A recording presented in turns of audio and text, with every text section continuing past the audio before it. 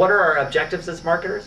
Our objectives are to increase awareness and recall of our brand. It's to generate leads and identify new prospects and customers. We're looking to acquire new customers. We're looking to increase revenues.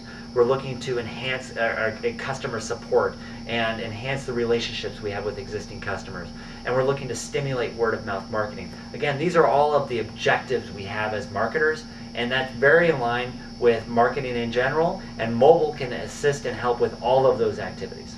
So let's check in really quick and let's look at some of the key terms of mobile and mobile marketing. We've discussed the history of marketing. We've looked at and know what mobile marketing is now. We know where it fits within the broader aspect of marketing, and we have some idea of what we can do with it.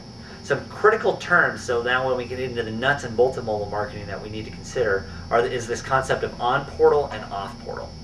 On-portal refers to essentially the wireless carrier's storefront. So if you go to, say, Verizon Vcast or T-Mobile T-Zones or Sprint's store on its phone, or in the AT&T MediaNet. Essentially, when you open your phone and you go to the carrier's portal environment where you can buy content and interact with the services they promote, all of that is referred to as on-portal. Off-portal is everywhere else. Off-portal is the world of the marketer. It's the world of the content owner. It's the world of the enterprise. It's your traditional media and your print matter and your TV and your radio and all of those things we've been discussing thus far. That's what's called off-portal. So on-portal is the environment that the carrier controls when the consumer is interacting through the mobile phone, and off-portal is rest of world, where you as the marketer can control the call to action and stimulate the interactivity through the various paths of the mobile channel. What are some of these other key terms that we need to be aware of? Well, SMS, or text messaging. This is the idea of the ability to exchange and deliver content in the form of 160-character alphanumeric messages through the mobile phone. We also have this concept called premium SMS, where we can actually charge and bill people for content consumed on the mobile device. Another important element or word within the concept of mobile marketing is this idea of the common short code. The common short code is the common addressing mechanism for text messages for commercial purposes. So a common short code is 4 to 6 digits long, typically 5 to 6, but you can occasionally get a 4-digit code if you're working directly with a carrier. It's a 5-digit code, for example, 1, 2, 3, 4, 5. And that code is registered with each carrier networks, very analogous to an internet domain, so that when anybody addresses a message to that code, the carriers know where to send it. For example, to a mobile marketing application provider to process the interaction with the consumer. So that's a common short code. The next one is a keyword. So with every mobile marketing program, we're going to initiate a keyword. So the call to action would be text win, text join, text a coupon, whatever the call to action is that you want someone to take within text messaging, that's the idea of a keyword. And so it's critically important to understand that, because the keyword is key to your call to action in mobile. Other key terms, MMS, you'll hear this as a very common term. It stands for multimedia messaging services. And in general, it's gotten somewhat generalized in the sense that everybody refers to any picture messaging or video file or concept of delivering rich media through the mobile phone as MMS, and that's really not true. MMS is actually a protocol, much like SMS, and stands for a very specific way of how to handle rich multimedia through the various paths of the mobile phone. So when you're talking to an application provider or you're discussing with somebody the idea of MMS, really ask them, well, what do they mean by MMS? Is it simply sending a picture through the mobile network? Well, that could be what we'll call picture delivery, picture messaging. It could be using what's called XML protocols to deliver that, or it could be using MMS protocols to deliver that. So unfortunately in the industry, we've gotten very confused as to what we refer to as MMS. So when you're working with people, ask them what they think what their definition of MMS is and how they're going to use it. Another key term we'll want to talk about is the aggregator. The aggregator is a player within the industry, within the ecosystem, that enables connectivity with the mobile operator networks, and we'll come back to that in a minute. Another key terms for the marketer when they're constructing or thinking about mobile marketing is MO and MT. MO stands for mobile originated text message. Basically, an MO is a message when someone pulls out their phone, initiates a text message, and sends it into the network. An MT is where a mobile terminated message, where the mobile marketing application provider is sending a message to the mobile subscriber, and that message is terminating on the mobile phone.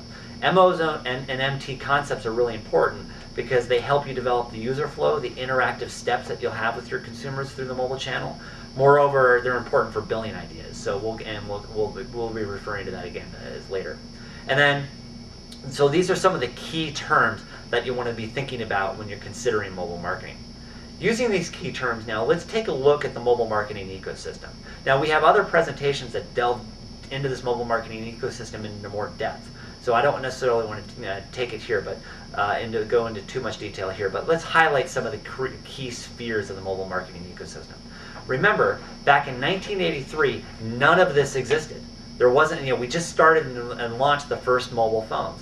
Fast forward 25 years, we actually have an industry, we have an ecosystem that has emerged into what you see here on this chart.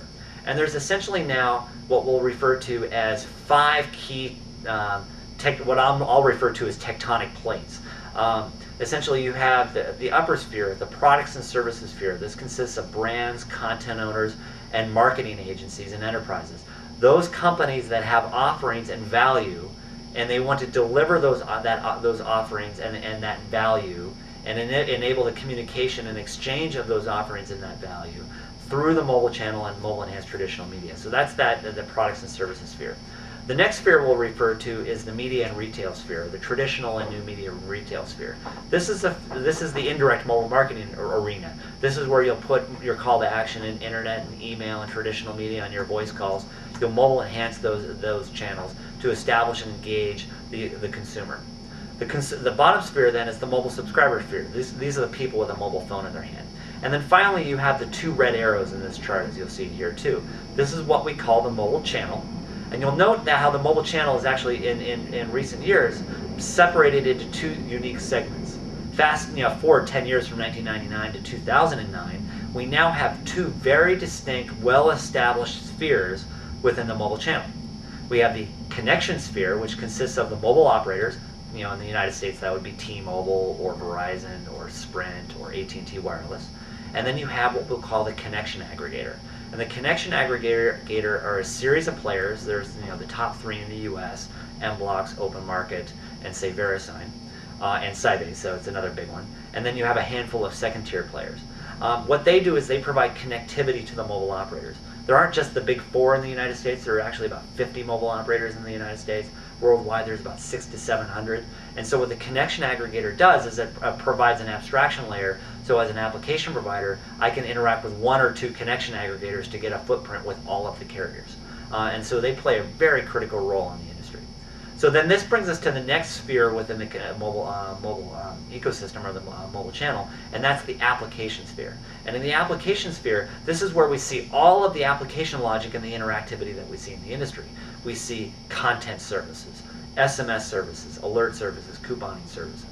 We see advertising, voice services, gaming, really anything. I mean, just think back a couple years ago in San Jose, California, during one of the art festivals. They put a backpack on a pigeon and put a phone in that backpack and sent the pigeon up into the air and had that pigeon text messaging down air quality as an experiment. That's an example of the types of applications that you can do with the mobile phone. So there's just a sea of application, and this can be in fact very, very confusing for many players, and this will be the propaganda plug for iLoopMobile as part of this presentation.